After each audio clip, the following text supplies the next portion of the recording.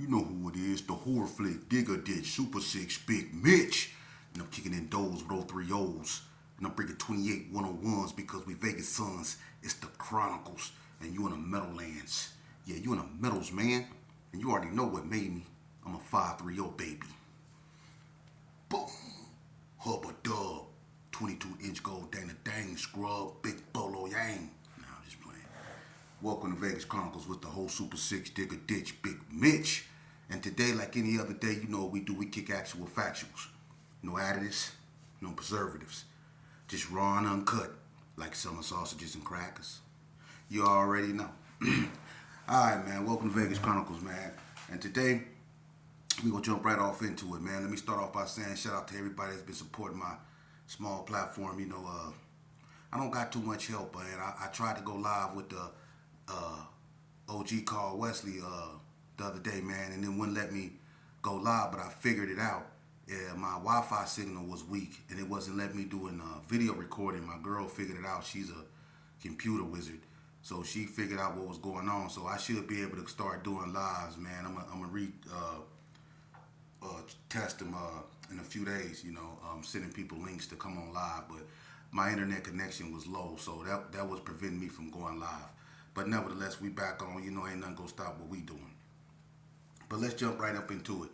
You know, I answer questions that people ask me when it comes to Vegas and Vegas culture. Some people don't believe that Vegas have a culture. Shame on them. That's because we allow people to come from other states and pervert our culture. That's why it seems like Vegas don't have no culture. But Vegas has a very unique, beautiful culture. But anyway, let's jump right off into it. Someone asked me a question. You know, I try not to answer the same questions over again, but they ask me so many questions, it's hard for me to keep up. But someone asked me, when did Northtown versus Westside become a thing? I'm gonna be honest with you. Westside versus Northtown really started in the prison system. It didn't start on the street. It started on a prison system back in '94. It started on NNCCR. That was the first time the Westside per se, or the Gersons and the Bloods, came together, you know, as a whole. And it wasn't because of Northtown. It was because of the Cali boys, you know. But once the Gersons and the Bloods came together, they formed what was known as Biscuits and Gravy, Bloods and Gersons. But they came together as a whole to go against the Cali boys up in NNCC. And it started back in March of 1994. That was the seed planted for what later on became the Westside consolidation. Well, things were happening on the street, you know, with the ABMs, the NTGs versus the Gersons, and you know, certain things with the Bloods, you know. And what it did is it made stuff, you know, in the penitentiary, like the relationship between the Gersons and the Bloods, more stronger. And naturally, it caused the Northern, which was all the Crips, you know, it's more Crips in Northtown than it is anywhere. You know, on the west side, it's basically Gersons and Bloods, you know, with the exception of Vegas Heights, you know, Valley View, and a few more. But, you know, you got 40 Block, the Brownies, you know, and stuff like that. But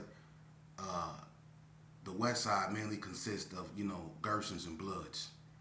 And then you have the North, you know, North consists of ABM, Diana Street, White Street, Donna Street, you know, HTH, you know, Ellis Street Mafia, and all that down there, you know what I mean? So the North have a lot of Crip gangs, so naturally they consolidated around 95, 90, 96, like that, somewhere around there, and they became an entity. And, you know, things from the penitentiary spilled in the streets, and that's how Westside and Northtown formed.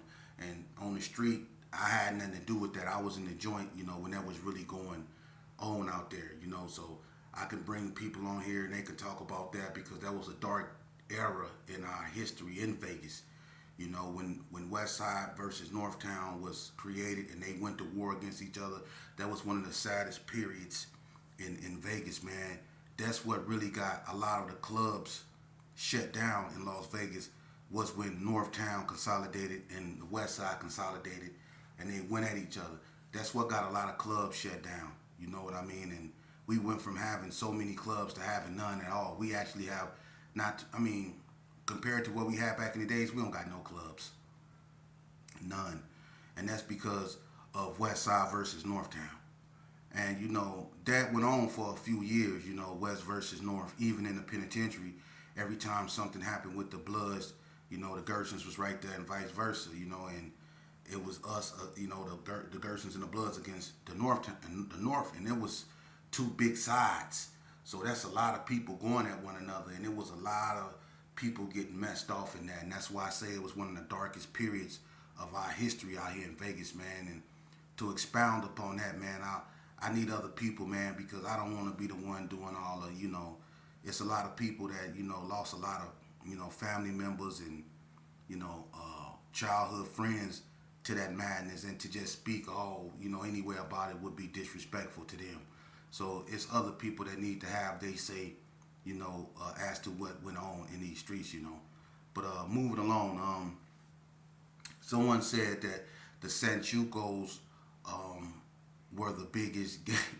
The Sanchucos is nowhere near the biggest gang.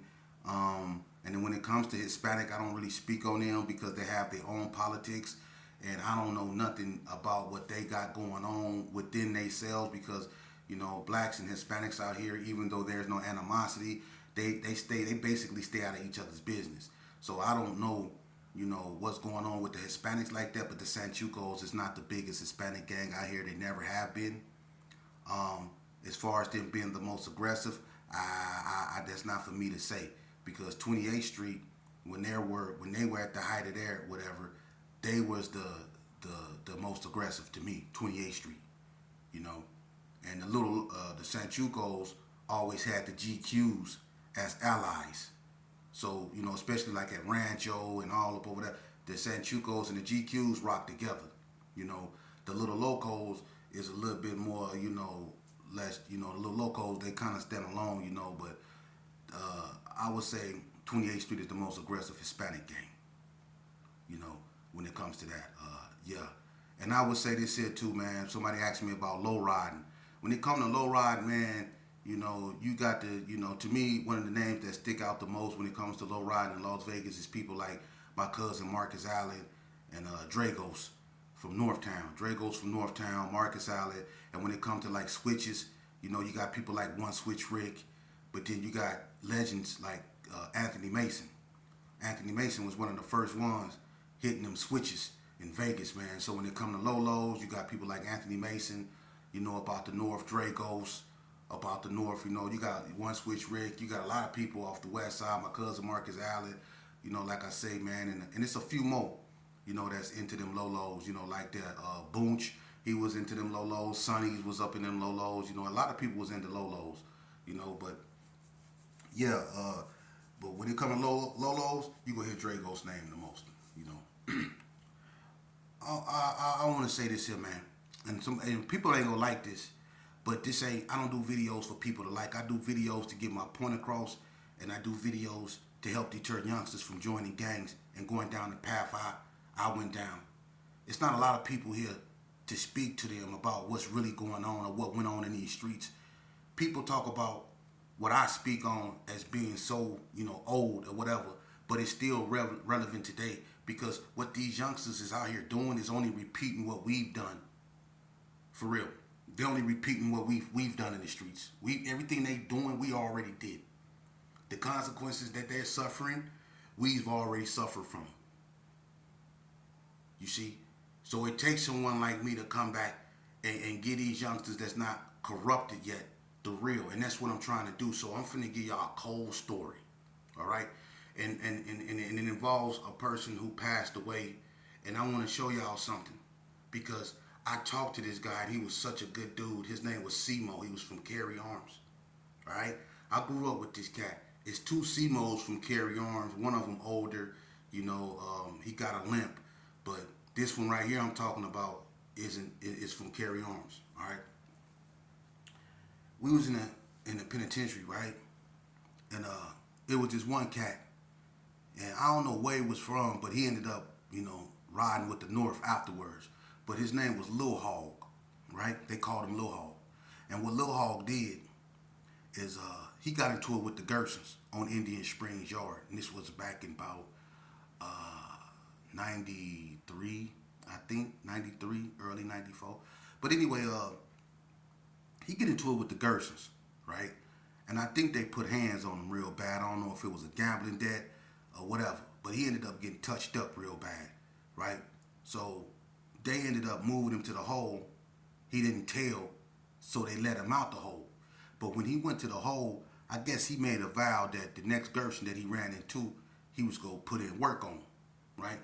So he in the hole, he done made him a knife and all of those stuff back there in the hole, right? So they ended up moving him in the OG Gerson room named Donaldberg, not Pookie Red Brother. For those that know, they know it's two Donaldbergs from the Gerson. It's really Donaldberg and then it's Thunderbird. But people say Thunderbird and they think it's Donaldberg. But it's Donaldberg and Thunderbird. I'm talking about Thunderbird. You know what I'm saying? Thunderbird is an OG Gerson. He got a brother named Tony and a long family. I'm not finna get into that. I'm finna tell you what happened. Thunderbird was in there and he was doing push-ups. They let Lil Hogg out the hole, right? They moved Lil Hogg in the room with Thunderbird, right? Thunderbird was kind of cut up, had a real big chest. He took care of himself. Real cool dude. He known for being a barber in the pen, right? He ain't mess with nobody. But Lil Hogg mind on something else. When he go in the room, he asked dude Donaldberg where he from. Donaldberg told him he from the Gerson. So right then, Hogg already in his mind, oh, I got to get him before he get me or find out who I am. So Hogg get up in the bed. Donaldberg, he on the ground doing push-ups. You know, he waiting on them to crack the door, to come out on the till, go out on the yard or whatever. He doing push-ups though, right? Lil Hogg get up on the bed at Donaldberg doing push-ups. Donaldberg do a couple sets. Lil Hogg wait on him to get nice and tired, right? So he just sitting there in the bed, you know. And when Donaldberg went down to do, you know, a set, Lil Hogg jumped off the bed onto Donaldberg's back and jumped right on his back from the top bunk while Donaldberg was on the ground doing push-ups. He jumped on him. And he got on his back and he started sticking Donaldberg. He stuck Thunderbird up, man, he stuck him up bad. Let's put it that way. He stuck him up bad, man. And they ended up sending Lil Hogg back to the hole, right? Now, it get out on the yard that Lil Hogg stuck up Thunderbird. Now, the Gersons, they mad. They want to get at Lil Hogg, but he in the hole, right? Check this out. Simo, he back there in the hole, right? Simo, UL, they bought Pokey P from 60s down from Ely. He was going to court, so he back there. This when Poke was with Golden Circle. So it's on, right? And he was a Gersonator, Poke, you know. So automatically him and Lil Hogg then clicked up, Pokey P and Lil Hogg. Because Lil Hogg then stuck up a Gerson, you know. He back there in the hole. Poke come down here. He anti-Gerson. So him and Lil Hogg hook up. UL and Simo back there. They two Gersons. So Simo hear about Lil Hogg sticking Thunderbird. So Lil Hogg and Simo get into it, right? They had words. Simo tell Lil Hogg what he was gonna do to him when he catch up to him, right? So every day they getting into it. Simo want him bad, right? He going to the yard. The Gerson's mad. He coming back there. You know, and this when, you know, Indian Springs was wide open. The hole was in Unit 8. You can actually walk by people that's locked down, slide them stuff, talk to them, all that, threaten them, do whatever you need to do. You know, this one Indian Springs, everybody remember this. So, somehow, right, one day, Lil Hogg them somehow got his door open. Pokey P helped him, right? Seymour in his room, he don't know, right? Poke don't say nothing to Simo, so Simo don't think that him and Poke got any issues. Poke real quiet, right? But somehow he got Lil Hogg door open, right? So when Lil Hogg come out of his room, him and Simo clashed, right? But Simo wasn't watching his back. Poke snuck up behind Simo, and like I say, Simo and UL was back there, right? And when Simo and Lil Hogg get into it, Poke snuck up behind, Pokey P snuck up behind Simo and grabbed Simo and got him where his arms was behind his back, like And Simo was struggling to get away from Pokey P. And while he was struggling to get away from Pokey P, little Hogg ran up on Simo and started sticking Simo. Started sticking him. And Pokey P was trying to drag Simo in the room as he was getting stuck. He getting stuck up. Simo homeboy, who I just was talking about on everything I love. Look, he watched Poke walk up behind Simo and grab Simo. He seen Lil Hogg start sticking Simo, and he seen him trying to pull him in the room. You know what this cat did? Now this when I say they gonna get mad at me. This cat ran up out of there and left Simo. He ran and left his homeboy. Listen, look at me. Look at me, youngster. He ran and he left his homeboy. Okay? While they was sticking him. While one dude was holding him and the other one was sticking him. He let his homie get poked up. He ran. So help me God. He ran. In the words of my partner Doom Buggy, he ran.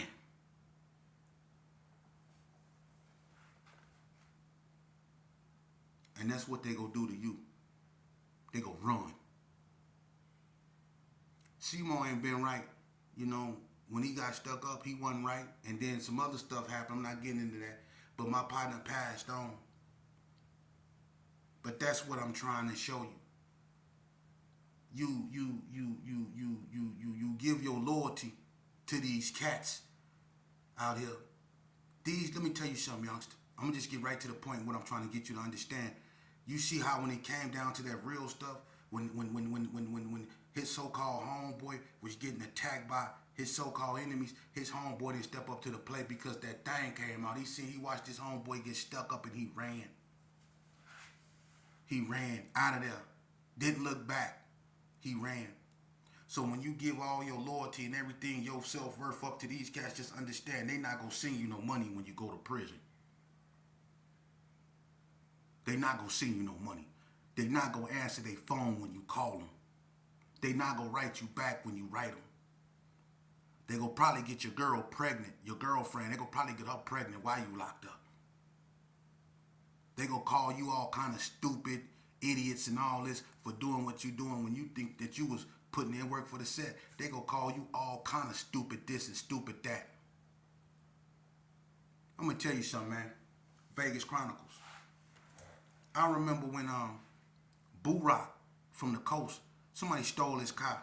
I think he had a orange Regal on McLean's, Chrome McLean's. I think it was orange. But somebody stole his car. The coast was tripping. Them coast boys was on one. They was going everywhere looking for that car. Somebody got him for his car. I don't know what happened, but somebody got Boo Rock for his car. So the coast was everywhere. They was looking for that car, and they was just putting in work. Well, I was coming from Super 6 one day. Me and one of my relatives. He got caught. I don't want to put him out there, but he got caught up, a while ago, so you don't want his name out there. But me and him was coming from Super 6. He remember. He loved drinking Millers. Right? He remember we was coming from Super 6, and we was finna cross over Lake Mead and going to the Gersons. And them Coast boys pulled up on us. And it went down right there by the desert. They got at us, we got back. But look, we ended up running in two separate ways. I went this way, he went that way. I was running to I seen one of my OG homeboys getting in the car. Right? I run right up to him. I got a thing, I just got into it with the coach. They just tried to get us. I had to get them up off of us. I don't even know if my relative I had or nothing, man, but I know I got to get away because it was a lot of bussing. So I had to get away. So I tried to get in the car with him. I run on around the other side. He get in the driver's side. I run on the other side. I tell him to get me up out of here. I got to go. He told me, get away from his car. Got in the car and pulled off on me and left me right there. Got in the car and drove off. That's what your homeboys will do to you when they come down. And this ain't the first time that didn't happen to me. That didn't happen to me on many occasions when I didn't put in work and I tried to go somewhere and somebody either shut the door up on me or told me they not letting me in that car. Them your homeboys, man. Them your homeboys. And then when you put in work, I'm going to tell you because they did it to me. They gonna call you all kind of stupid dudes, stupid idiots, and all this and all that, like you did something wrong, but y'all all supposed to be over there claiming this right here. But when you go out there and you really do something, you go see how many homeboys you really have. When the popos is chasing you like they used to chase me through my neighborhood, I used to be gone. These dudes used to taste off. I used to be running through the Gersons. It used to be dudes taking off running that didn't even do nothing. They just running just to be running. I used to run past them, then they just take off running. I'm like, what the hell? They ain't even did nothing, but they taking off running too. I hit the corner. They throwing stuff this way, throwing stuff that. They running too. Right behind me. That's what they gonna do. For real. I swear to God. So if you're thinking about joining this, man, let me tell you something, man. You better off going to the military. Join the military, man. For real.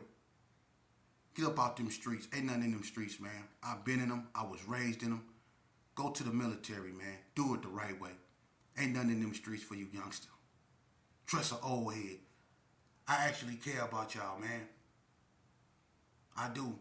Because some of y'all got some piece of crap fathers, man, that's not telling y'all how to do it the right way. And shame on them because they know the consequences to this game. And it's like it takes something to happen to one of y'all before they get it. But by then, it's too late. It's too late. It's a bunch of fathers my age that done buried their children to the same game that they done played. For real. And a lot of them, they trying to hold on to what they have left. You know. But this thing done got to the point now to where, look, man, if we don't have all hands on deck, if we don't really take this serious now, we go perish. We on borrowed time as it is, man. There's so much going on in the world today. And it ain't just in our communities. It's with health. It's with food. It's with politics. It's with the world in general. It's so much stuff going on, man. We don't got time for this nonsense, man. We got to get right within ourselves, man. For real. Because everybody can feel what's going on.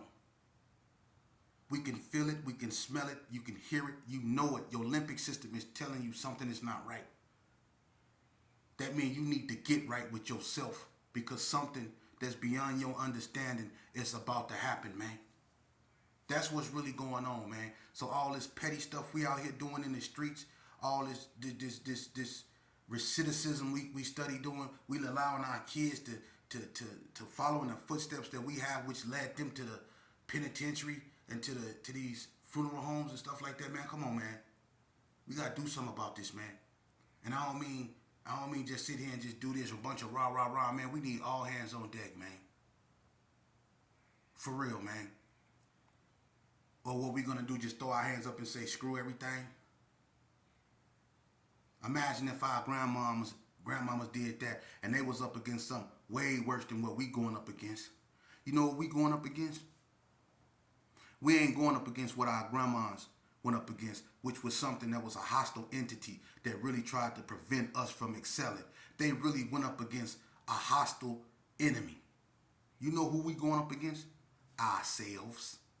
You know who our biggest enemy is? Ourselves. You know who holding us back? Our biggest anchor? Ourselves. Our grandmama and our grandfathers that was from the old days that got us the rights that we have now, they wasn't fighting themselves. They was fighting a real enemy that was really oppressing them. We fighting ourselves and we losing to ourselves. We're disrespecting ourselves. We're holding ourselves back. We're destroying our community. We're our own worst enemy. Do you get it? So we got to deal with self. Before we think about dealing with anything or anybody else, we got to deal with self. And I stand on that. And I debate anybody that tell you that I'm lying. And I love to debate. Charleston White, where you at? I love to debate. Both of us got one eye. It'll be a handicap debate. That should be powerful. I'm ready when you ready. That's what made us great as a people. We were great debaters. James Baldwin, all them, remember them? The great debaters. Malcolm, Martin, Stokely Carmichael, Fannie Lou Hamer, great debaters. Shirley Chisholm. Let's get back to that. Let's debate. I'm willing to debate anyone. And I don't got no degrees and all that, PhDs and math. I don't need none of that. I'm a universal student. And I believe in universal law. And that should say enough. So let's debate. Let's get back to where we were when we were at our best. We had ideas. We don't have ideas in our community, so we accepting what's going on in our community as a social norm. The destruction of our youth as a social norm. We got to get that alcohol and all that bull crap about their hands, man. We got to get that idea that going to prison and living a short lifespan is a norm in our community. These youngsters got the lifespans of dogs. It's dogs outliving these youngsters, man. It's something wrong with that.